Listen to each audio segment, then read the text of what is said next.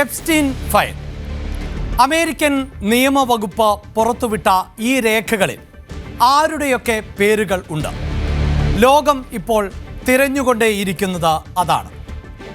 Indian പ്രധാനമന്ത്രി നരേന്ദ്രമോദിയുടെ പേരടക്കം ഈ രേഖകളിൽ ഉണ്ട്.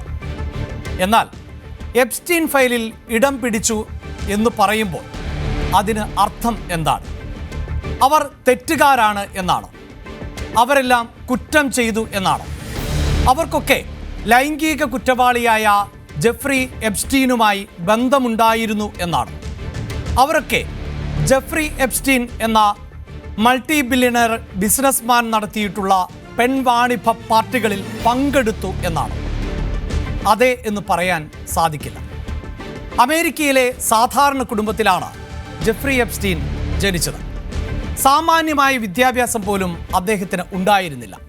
എന്നാൽ വളരെ ചെറുപ്പത്തിൽ തന്നെ ശതകോടീശ്വരൻ ആയി മാറാൻ ജെഫ്രിക്ക് സാധിച്ചു. അതിന് അദ്ദേഹം തെരഞ്ഞെടുത്ത മാർഗം എന്നത് തട്ടിപ്പും വെട്ടിപ്പുമായിരുന്നു. പിന്നീട് ലോക നേതാക്കൾ, ലോകം അറിയപ്പെടുന്ന ബിസിനസ്മാൻമാർ, ലോകത്തെ തന്നെ സ്വാധീനമുള്ള വലിയ വ്യക്തിത്വങ്ങൾ, ഇവരുമായാണ് എപ്സ്റ്റീൻ ബന്ധം പുലർത്തിയിരുന്നത്. ഇവരിൽ പലരും എപ്സ്റ്റീൻ്റെ പെൺവാണിഭ ചടങ്ങുകളിൽ, പാർട്ടികളിൽ പങ്കെടുത്തു എന്നത് വസ്തുത തന്നെയാണ്.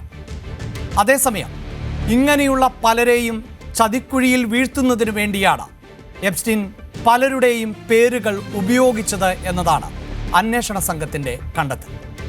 ഇന്ത്യൻ പ്രധാനമന്ത്രി നരേന്ദ്രമോദി ഇസ്രായേലിൽ പോയത് തൻ്റെ നിർദ്ദേശപ്രകാരമാണ് എന്നും താൻ പറഞ്ഞ പ്രവൃത്തികൾ അദ്ദേഹം ചെയ്തു എന്നും അത് അമേരിക്കൻ പ്രസിഡന്റിന് സന്തോഷമുണ്ടാക്കി എന്നും എപ്സ്റ്റീൻ ഒരു മെയിലിൽ പറയുന്നു. എന്നാൽ ഈ മെയിൽ ആർക്കാണ് അയച്ചത് എന്നതിൽ വ്യക്തതയില്ല. ആർക്കെങ്കിലും മെയിൽ അയച്ചോ എന്നതിൽ പോലും വ്യക്തതയില്ല. ആ ഡോക്യുമെന്റിൽ പ്രധാനമന്ത്രിയുടെ പേരുണ്ട് എന്ന് മാത്രവുമല്ല, എപ്സ്റ്റീന് താല്പര്യമുള്ള എന്ത് പ്രവൃത്തിയാണ് ഇന്ത്യൻ പ്രധാനമന്ത്രി ചെയ്തത്, അതുകൊണ്ട് എന്ത് നേട്ടമാണ് ഇന്ത്യക്കോ അമേരിക്കയ്ക്കോ ഉണ്ടായത് എന്ന സംശയവും ബാക്കിയാണ്. അതിലേറെ കൗതുകകരം അമേരിക്കയ്ക്ക് ഇന്ത്യയേക്കാൾ ഏറെ പ്രിയപ്പെട്ട രാജ്യം ഇസ്രായേൽ ആണ് എന്നതാണ്. ആ ഇസ്രായേലിനു വേണ്ടി ഇന്ത്യക്ക് എന്ത് ചെയ്യാൻ സാധിക്കുമെന്ന ചോദ്യവും ബാക്കിയാണ്. സ്റ്റീഫൻ ഹോക്കിങ്സ് എന്ന ലോകപ്രശസ്തനായ ശാസ്ത്രജ്ഞൻ തൻ്റെ പാർട്ടികളിൽ പങ്കെടുത്തില്ല എന്ന് തെളിയിച്ചാൽ താൻ ഒരു സമ്മാനം നൽകാം എന്ന് മറ്റൊരു മെയിലിൽ പറയുന്നു. സ്റ്റീഫൻ ഹോക്കിങ്സ് ആ പാർട്ടിയിൽ പങ്കെടുത്തതിന് തെളിവുകൾ ഉണ്ട്. എന്താണ് ഇത്തരത്തിൽ ഒരു മെയിൽ തയ്യാറാക്കുമ്പോൾ അതിൻ്റെ അടിസ്ഥാനം?